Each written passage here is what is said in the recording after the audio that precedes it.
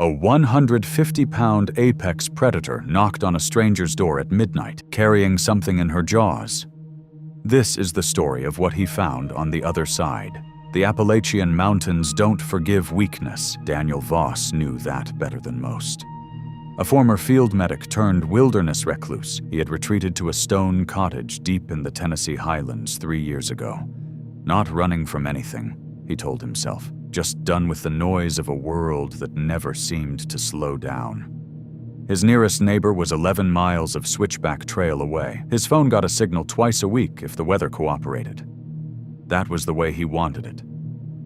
That January, the mountains were in a vicious mood. A polar vortex had locked the highlands in a grip of ice for 9 straight days. The creek behind his cottage had frozen solid enough to walk on. The wildlife had gone silent. No deer tracks in the snow, no owl calls after dark. Just wind and cold and the occasional groan of a pine bending under the weight of ice.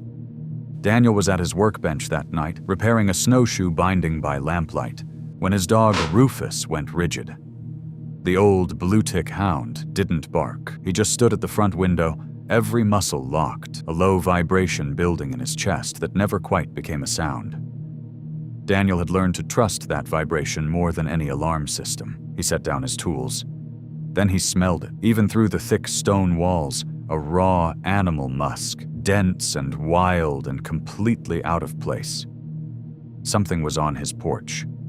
He killed the lamp, moved to the window in total darkness, pressing himself against the cold wall and sliding one eye past the curtain edge.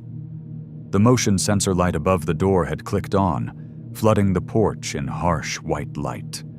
What he saw stopped every coherent thought in his head. She was enormous. A black panther, not the rumors the old-timers whispered about, but a real, breathing, devastating animal standing less than 6 feet from his front door.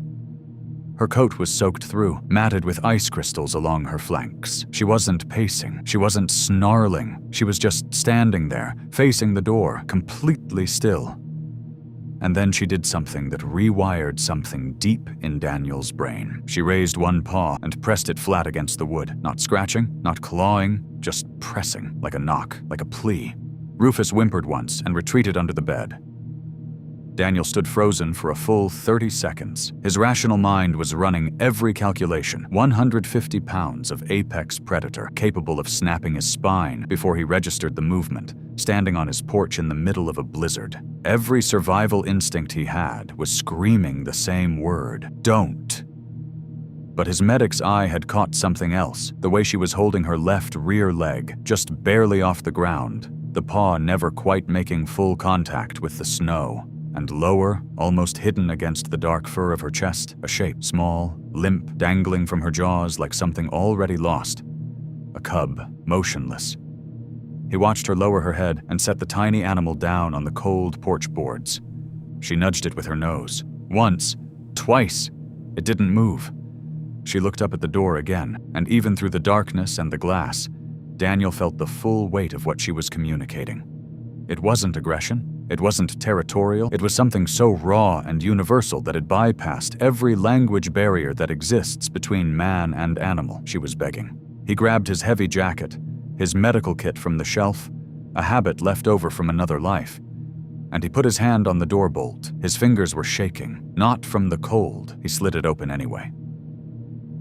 The panther stepped back 2 paces when the door swung wide. Her eyes, a pale, burning amber, locked onto him with an intensity that made his throat tighten. He didn't move toward her. He simply stepped aside and held the door open, letting the firelight spill out onto the porch like an invitation. For a long moment, nothing happened. Then she picked up the cub, walked past him into the cottage, and the wilderness came inside. She went straight for the hearth, as if she'd known it was there. She settled onto the stone floor in front of the fire, set the cub down, and turned to face Daniel with those amber eyes, watching every move he made, running constant calculations of her own. He knelt down slowly, keeping his body low, making himself small. The cub was in terrible shape, a male, maybe 4 weeks old, soaked and hypothermic, his breathing so shallow that Daniel had to watch for 10 full seconds before he was certain the tiny chest was still moving. He reached for the quilt draped over the armchair. The mother's ears flattened. A sound started deep in her chest, not quite a growl, more like a warning with the safety still on. "Easy," Daniel said quietly. He kept his eyes down, kept his movements deliberate, the way he'd once talked down a panicked soldier in a field hospital outside Kandahar. "I'm not the threat here, I promise you that." He wrapped the cub and began working, rubbing warmth back into the tiny limbs, checking for wounds and clearing the airway. The cub was alive, but barely, severely hypothermic, possibly malnourished.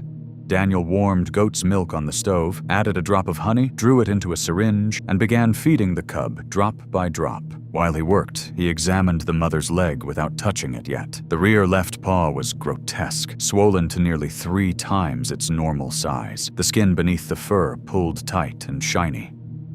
No open wound, which meant one thing, a snare wire. The kind that bites into the limb and cinches tighter with every attempt to pull free, cutting off circulation for hours before the animal finally wrenches itself loose.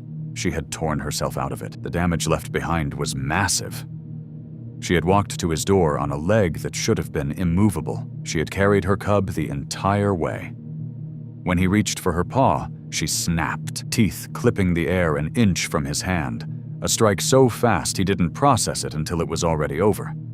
He sat back, waited, let the moment settle, then reached again, slower this time, watching her eyes instead of the paw.